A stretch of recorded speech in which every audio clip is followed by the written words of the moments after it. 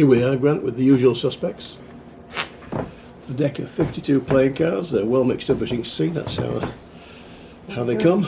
I'm going to shuffle these up to make them well and truly mixed up, like me. Okay?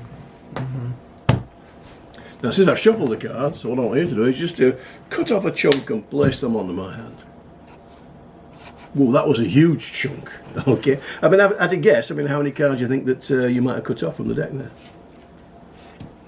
I mean, it's difficult. You don't have to answer because it's difficult. I mean, nobody could know. I mean, I'm looking at about 3/4 of the deck, maybe 40 some cards out there. But nobody could have known that. So we're going to take the very card you cut to without looking at it. We're going to take that card. And we're going to isolate it in the box like that. And leave the box there. And that's going to be the card of influence. Okay. So, I shuffled the cards. You saw they were well mixed. You cut to a card, we placed it in the box. And it's a trust everyone but cut the cards. I'll cut the cards a few times like that. Now, I'm going to give you the cards at this point. Can you take them? And I want you to start dealing the cards on the table into 2 piles face down. Excellent. I can see you're a good dealer. And you can deal fast, you can deal slow, you can deal 2 or 3 cards at a time. But whenever you get the urge, just stop dealing when you want to. Okay, we'll turn the top 2 cards here face up to mark the spots. All right, and it's your decision. Just place the deck on top of one of those piles. Your choice. Excellent. Okay.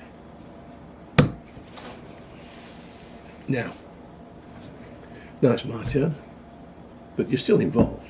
Because as I deal these cards out on the table, I want you just to say stop any time you like. And when you say stop, I'll stop. Stop. Here? Look, I'll mark the spot, just like we did before. So we shuffled the cards, you cut to a card, and then you dealt down and stopped at a random spot, and we marked the spots. So what I'm going to do, I'm going to take the card out next to each of our markers. So, that line there, so let's take that one out there, let's see like that. And I'll take the card next to that one out there, with that one. And this one here too. Okay. So we've removed the cards by the markers. Now this is interesting. 3 random cards. Would you have a look at the card in the box? That's what we call the card of influence. And you might not know it, but it obviously has influenced you in some way. What have we got? The Jack of Spades. The Jack of Spades. Now look at the cards we arrived at from when you were dealing the cards and stopping any way you liked. But we ended up with the other Jacks to match it. Maybe you were influenced by that card in the box.